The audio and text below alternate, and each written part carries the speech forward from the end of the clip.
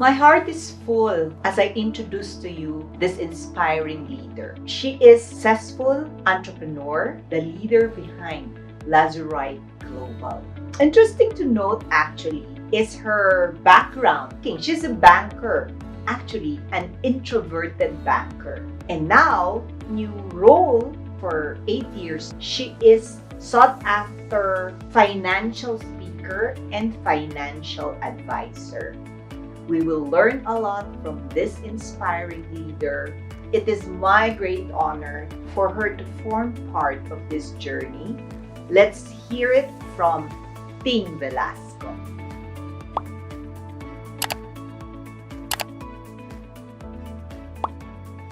How would you summarize to me the gift of pandemic to you? Would be you as a leader, you as a person, or you as an entrepreneur? 2020 has been the hardest year for me in my 45 years, I can say. I think for most of us, no, we had to change a lot of things so abruptly. I had to adapt so quickly para lang mag-survive. I think the pandemic has made me more technologically equipped. I had no choice but to learn it. If not, I will die. I will lose my income. I will lose my job. I will lose my people. I will lose my business. And of course, it has made me more courageous and more positive in life, no? What would you consider as this is my leadership style and this is the reason why I'm standing out? What is it that Ting is doing differently and consistently that sets you apart from other leaders, from other entrepreneurs? I think what sets me apart is really yung compassion ko for my agents. I go down to where they are at. Actually, naging sobra siyang obvious kasi nung pandemic because a lot of managers, hindi sila masyadong sensitive, naging sensitive towards agents kung ano naging status nila during the pandemic. So parang they really wanted to, push sales when in fact, these people were actually struggling at the time. So I had to call on one-on-one coaching sessions with them. You spend time with them.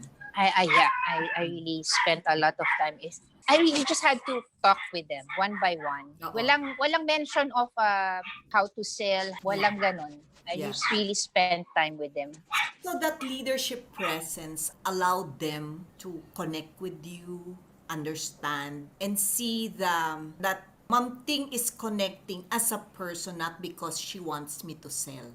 Kasi ang primary motivation ko for doing that actually was to strengthen the relationship, the bond that I have with them.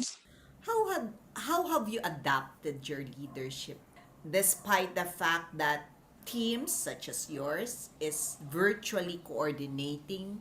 The need for high collaboration is still there.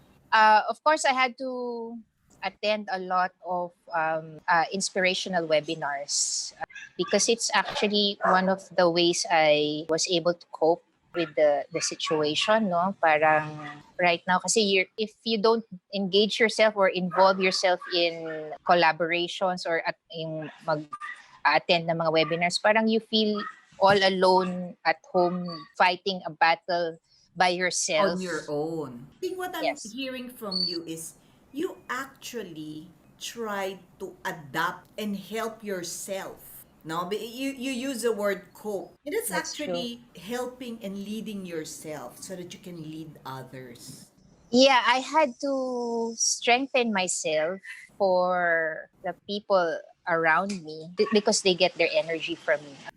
So I needed all the constant inspiration and motivation also from external sources. Share with us your approach. I mean, yours is a business of, if possible, they can clone Ting, no?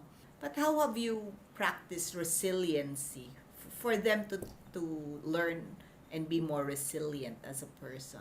Whenever I teach them about resiliency, I just talk to them about my past. Showing your vulnerabilities to your teammates actually is a good thing because they will be able to relate with you. Hindi yung, kasi ang nakikita lang ngayon is yung who is Ting now. Oh. But before I was able to reach this level, talagang 8 years ago, I was like them na sobrang daming takot, sobrang daming struggle. So siguro at one of my strengths is I can still resonate with these people. Maski 8 years ago ko na siyang na-experience, I can still empathize with them, how hard it is to start a career in insurance. Pinapakita ko sa kanila yung vulnerabilities ko as a lead. Yours is based on how you struggled in the past, that vulnerability. Yes. And based on research as well, a leader showing vulnerability, even emotional vulnerability, the people looks up to them more. You're right. We should not be scared of showing our, in showing our That's true. I agree. Yes. people, to our Yes, people. yes. Yeah. Let's talk about words of wisdom for aspiring leaders or aspiring entrepreneurs. What would you tell them? If you're an aspiring entrepreneur, I would recommend that look for a business that you are very passionate at. And of course, kung saan yung cup of tea mo, I would also recommend. I think one of the key factors of my success is because I yung passion ko for helping people and also my expertise in investments. So yun. And those are the, 2 cent worth that you would tell them. Hope you learned something today. If you do, please like and subscribe, hit the bell so you can be notified first, and do share it with your friends as we journey together to learn about leadership development. And I'll see you then.